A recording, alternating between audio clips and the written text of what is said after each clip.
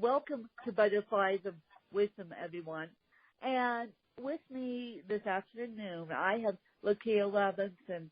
Lakia Robinson is not only an educator, not only a teacher, she is a published author. So without further ado, I'm going to let Lakia take it away. Hi, Lynn. I'm really excited to be on today. Thank you for having me on the show. Well, you are. I'm sorry, what'd you say? You are welcome. Just a little bit more about me. I'm Lakia Robinson. I'm an online entrepreneur. I'm an author of 2 books. One, The Truth About Ugly Women, I Want Beauty Within, and another is Dream Big, 33 Inspiring Lessons for the Purpose-Driven Entrepreneur. I'm also a TV host. I love to host shows. I'm an inspirational speaker, but ultimately what my real passion is, I love helping people break down their big-sized dream and turn it into bite-sized actionable steps so that they can really achieve their goals. And so I have like online courses and programs to help with that. So that's me, Lakia Robinson. Well, let's talk about your first book. Why did you do your first book?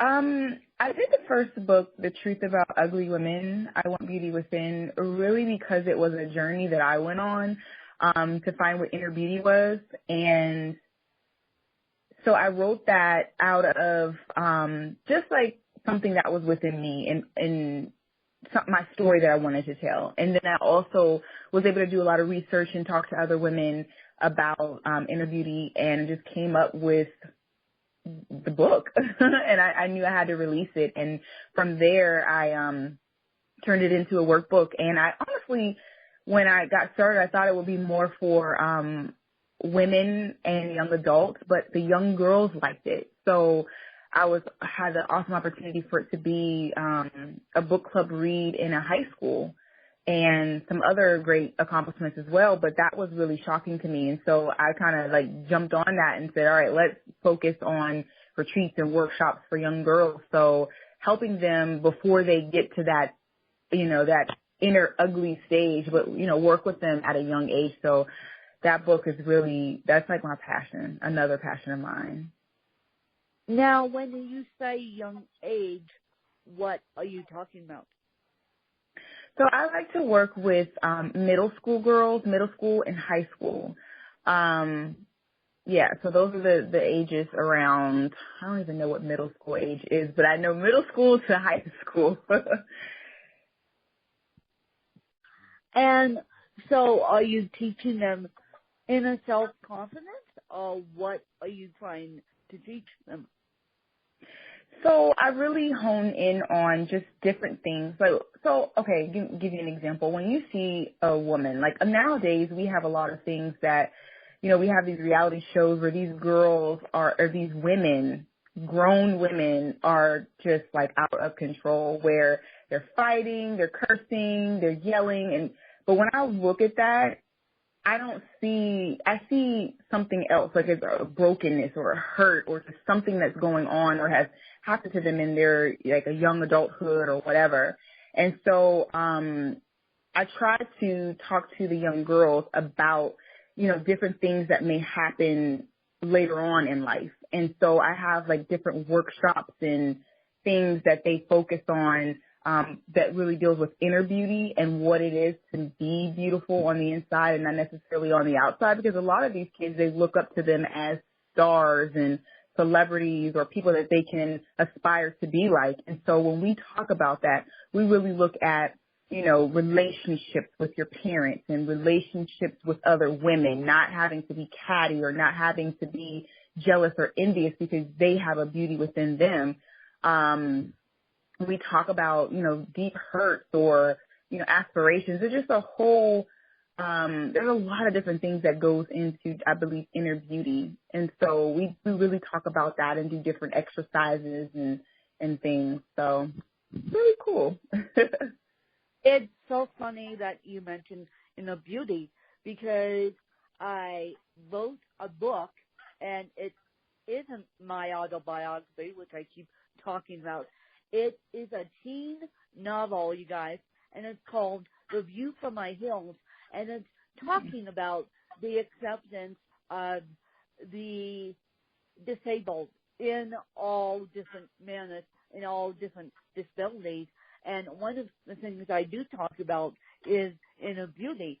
So it's interesting, Lakeisha, that you mentioned that, because that's one of the things that I'm noticing with these kids nowadays. I also teach. I teach 1 day a week in the classroom, and I'm noticing these kids don't have good self-image. Not at all. Not at all. And it's so sad because, I'm sorry, go ahead. Go ahead. No, I'm just saying it's just so sad because you look at them and you see so much potential within them. And, I was once that girl where I had so much locked inside of me, but I didn't come out of my shell because there were people who were like, well, maybe you shouldn't do this, or it was a lot of different, negative vibes around things that you would aspire to do because, they didn't necessarily want to do it or step out on it. And so when you go into these schools and you see these girls and they're like, and I'm like, oh my gosh, you have so much potential within you, but they're so afraid to move out.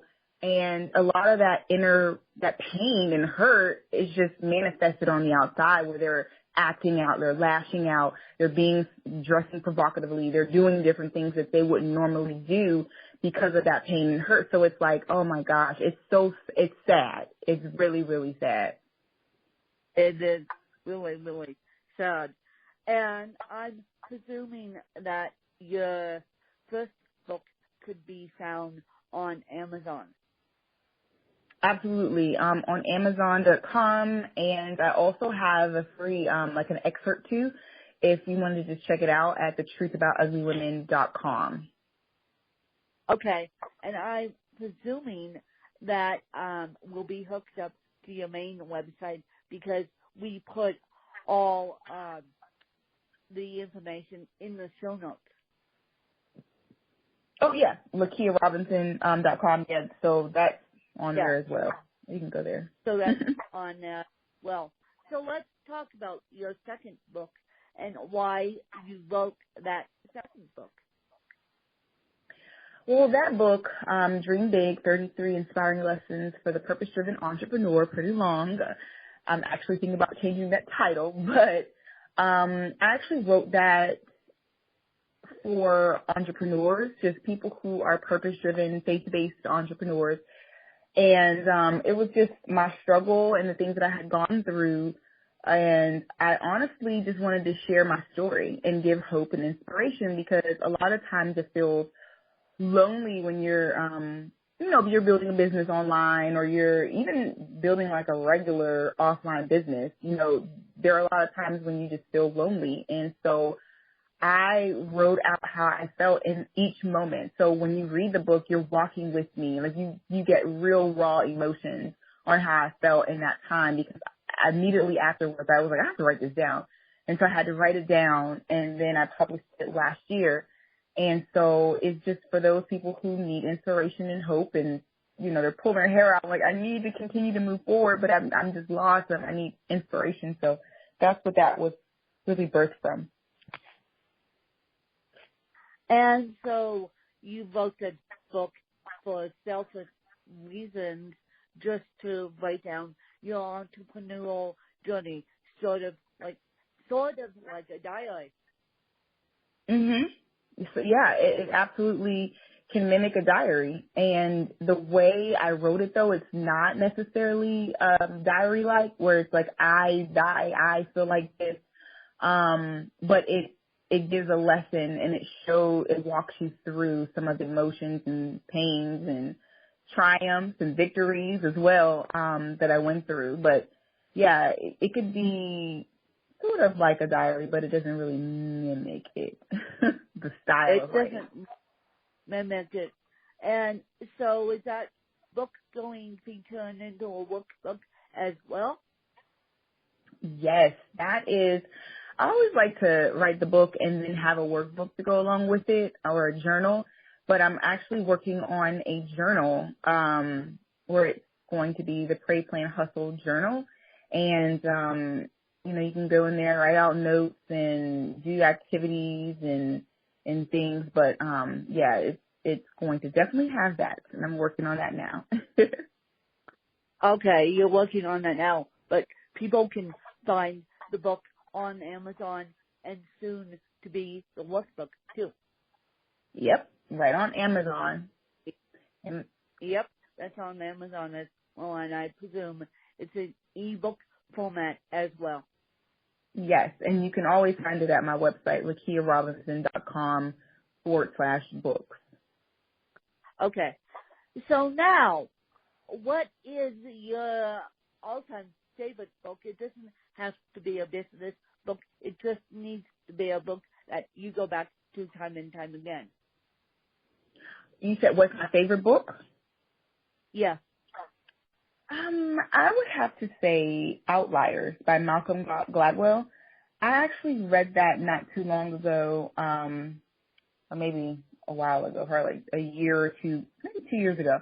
But that book was really interesting because a lot of the principles that he had in there and the things that he shared, although I had not heard it before I hadn't read it before, those are some of the things that I truly felt was in my heart. And so for those who aren't familiar with it, Malcolm Gladwell is an awesome writer, but he examines like the brightest and most famous and most successful people in the world. So the high achievers, and really it's like what makes them different. So then you look at the Bill Gates and you look at the Warren Buffett, you look at those people who are exceptional in the craft and the things that they do, and you just he breaks it down. Like some of them, practiced for, I think it was like the 10,000 hour rule or principle where, in order to be really, really good at something, you practice over 10,000 hours of it. And so, I don't know, it was just a really good book that I read, and I have to revisit it. But I thought it was just great to know how people like that achieve and his thoughts. So, yeah, Outliers. Outliers, and I know that one can be found on Amazon, you guys. And what has been your biggest entrepreneurial fail since you started being an entrepreneur? When I think about that, like as failures or regrets and things, I don't really have anything that I feel like I absolutely failed at, because when I think of it, I look at it as a learning experience. Hey, it didn't work out. Hey, I felt, bad that it didn't work out, but it was ultimately a life lesson. So I always try to look at the positive of it. So I can't say anything that has been a failure or a negative. And I know people will probably like, oh my gosh, you're not telling the truth. But I really try to train my mind to, in that moment, if something has happened and it's not the favorable outcome that I desired it to be, okay, waddle in the little pity for a minute and then brush it off and get back going. And that thought to me is like gone. It's like history, because I'm just focusing on, okay, what can I do better? What do I need to get done? So I don't really look at it like that. You don't really look at it like that. Well, I don't really look at failures in my life as failures. I look at them as lessons. Yes, I would definitely say that. I look at failures as lessons, and trust me, I've had a lot of lessons in my life, but we need to look at them as lessons, because if we do not dwell on the past, you guys, it's not going to help any of us. When I first started my blog back in 2009, a lot of the things that I had gone through, it was like, okay, I need to write this down. And it was literally like right after I had gone through an experience, and I'm like, I'm not going to talk negative about that. I'm going to see the positive in it. I'm going to write this lesson down and just share it. And I'm glad I did because, first of all, it was therapeutic. And it also helped other people who were going through the same thing. So I love to talk about, the lessons that I've learned over the years. And you mentioned that you are a TV host too? Yes. I actually started doing television a couple of years ago. And what's interesting is that I had no desire to do anything like that. Like, I am a writer. I love to write. I love to be behind the scenes helping people get what needs to be done. And so when the opportunity presented itself, I said no. There was actually a TV show that they were doing in the local area that starred a former, she's a traffic reporter for the news station, for a very popular news station here. And so I was like there to write, and they were like, hey, we want to have a co-star, and we want you to do it. And I'm looking like, no, that's a negative. I don't want to do anything like that. And so my friend, he was actually a part of the writing crew and writing team and the director as well. And he said, hey, this is a great opportunity. Just try it out, see if you like it. And from there, it was like history. I loved it. I did that show, and then I tried out for another show that they were having in the area, and I got that. And I haven't I'm actually preparing for some more, exciting things with television in the next couple of months. So I'll be sharing more with that when the time comes. But yeah, I love to do the television shows. It's like my thing now. Yeah, like you were saying. And have you ever considered the audio component or no? You say audio like radio? Like radio, i.e. podcasting, or radio. Have you ever considered the medium of podcasting or radio? I'm not going to say I have considered. I actually do have a podcast, and I don't update it, and that is horrible. I'm actually getting into the swing of things, but my biggest priority is more video. So on YouTube, I am forcing myself to do more video because I just like it. But definitely I did a couple commercial spots with on the radio, and then the podcast is Pray, Plan, Hustle. And that's just like a podcast that's really, really focused on the purpose-driven entrepreneur and giving advice and information and tips and tools and all that great stuff. So yeah, I need to get back on that and push harder. Yes, you do. And I love doing. I just need to do it. You do, because it's like, okay, she's in television. Why isn't she in the audio component of it? Aha, she is. She's just not as comfortable in the audio component. But yes, you do. You need to get back on that horse. I am. Thank you. And you know what? This is going to be accountability. Like, just the fact that I just said that, I am going to put a new one out. It's been like a month and a half. I'll be your accountability buddy. How does that sound? Yes. Thank you. Because with podcasting and with television too, you need to be consistent. You need to show up. You need to produce the best work you can. Mhm. I agree. Yeah. I agree. Like, you're piercing my heart right now. I'm like, oh, but I agree. You agree, and you should focus on the audio component along with the television component. And when you say here, where is here? Here is on the East Coast, I presume. Yes, I am on the East Coast in Virginia, Hampton, Virginia. Okay. So that's where the television show is based and will be based, and could online listeners to this podcast find it on Hulu or Netflix, or do they have to be in the Virginia area, or how is this going to work?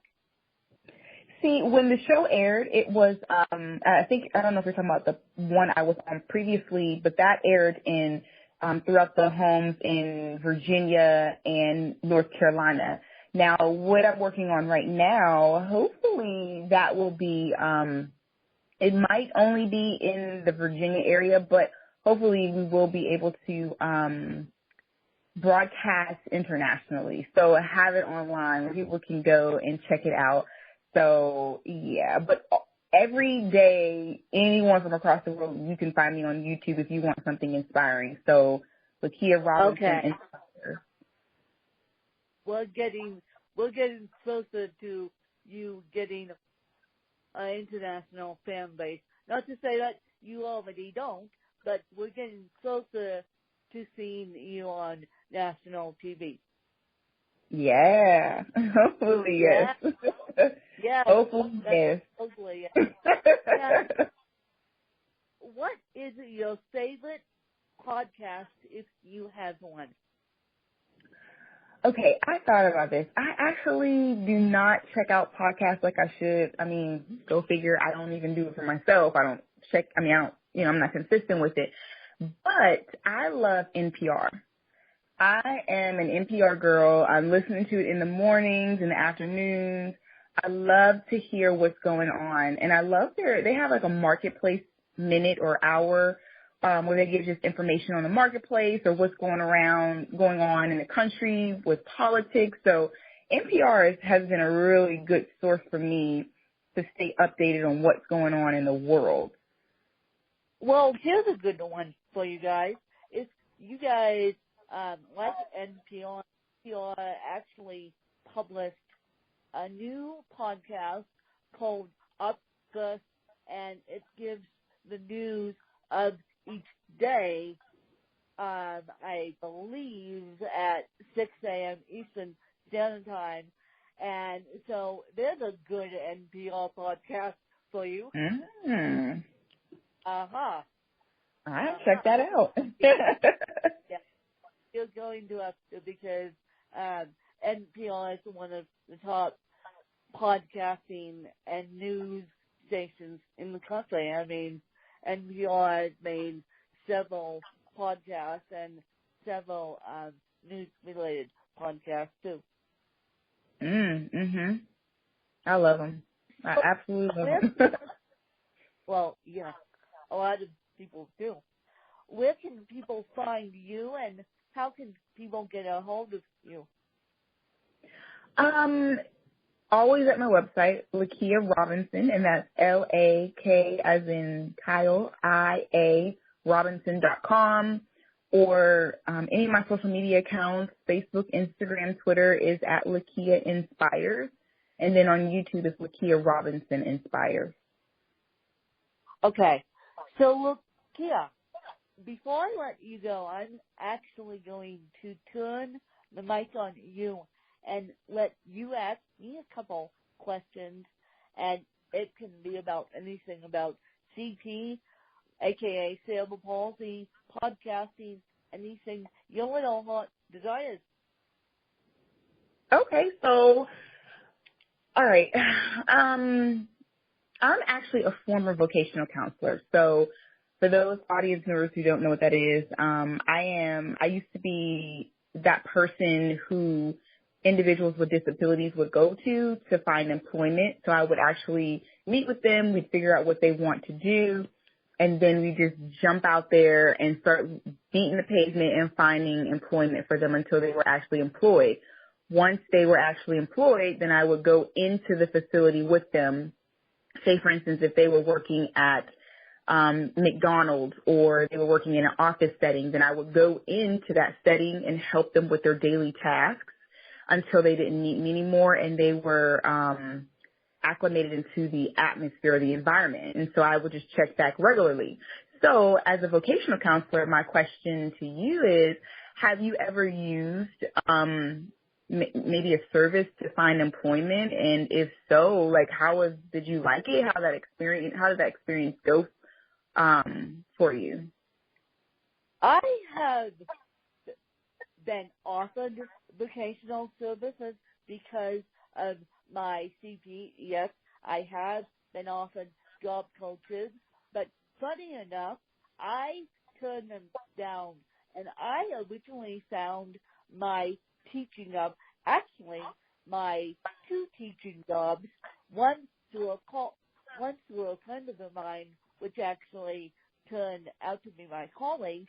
The other one, I actually found, believe it or not, I was riding my bike, and my boss at the time was my next door neighbor. And so I, of course, stopped my bike and asked him, do you have any job openings? Because at the time, I was in a job transition, about to lose my teaching job. And because I never had the opportunity to work with a job coach, I could speak to that aspect personally because I found these jobs on my own. That's awesome. That's awesome. So then, okay, because right now, I mean, I'm not in the field still, but I always am trying to find individuals with disabilities jobs. So I'm like, if I see something, I'm calling up to the Department of Rehab Services and like, hey, I saw this, and we actually just hired someone with a disability not too long ago, and he's just fabulous guy. But what kind of advice would you give to those who are looking for employment? And like you just seem to have done it. Like you didn't need to go through the job coach. You just kind of was like, hey, I'm going to just knock down these doors for these opportunities. But what would you give? Could you give advice to anybody who is maybe, all hope is lost? They really want to go they don't want a job coach, but they want to do something on their own. Like, could you give them some inspiration or advice? Yes, I can. And my first piece of advice is use your network. If you have a friend who's in the job that you want, you could say, can I be your mentor, or can you mentor me to get your foot in the door? I started teaching, believe it or not, in 2006, and I didn't get paid until 2010. Believe it or not, I was a volunteer teacher from 2006 to 2009. Wow. And I will never, ever, ever volunteer again. If I was given the opportunity to volunteer in a different field, that would be a different story. But in teaching, it's a little too much. But now that I had the volunteer experience, I would say, looking back on it, ask your network as to what you need to do and what you want to do. Mhm. That's good. Because I think a lot of times, it's not. We say it all the time. It's not what you know, it's who you know. And if you're able to reach out to somebody within your circle who knows you, who can vouch for you, that to me is a lot easier than just kind of like knocking down doors and like, hey, here I am. But I like that. Use your network. Yeah, use your network, and that's why I still use my network to this day, even though I am in a stable teaching job for this podcast. I mean, I reach out to people and simply say, can I interview you? And 9 times out of 10, they say yes. So my advice to those who don't want to look in the vocational rehab is to use your network, because a job coach can be mightily expensive too. And I wish that there was a little bit more forgiveness in the vocational rehab.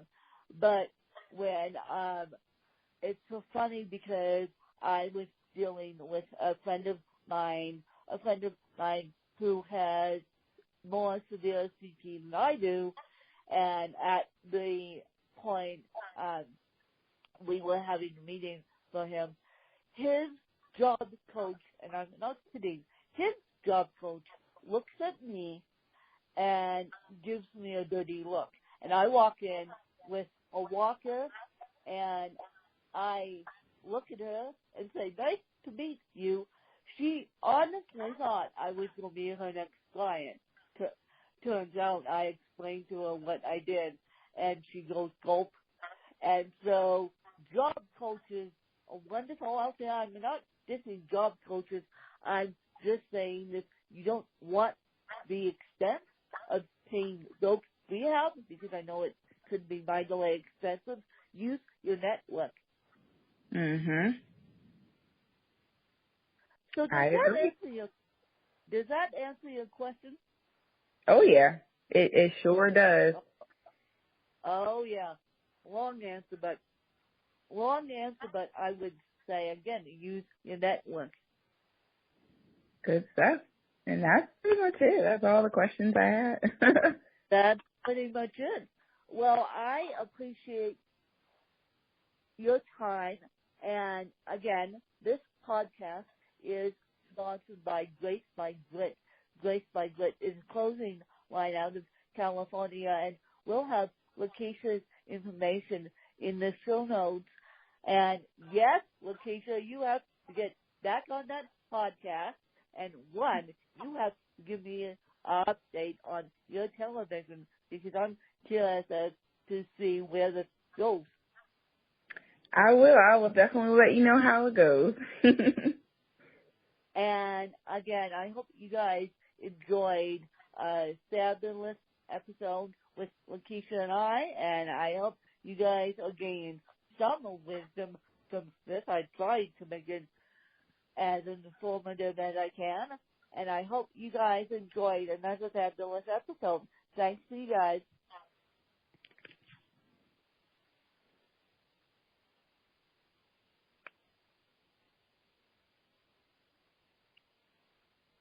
Hello? Hello?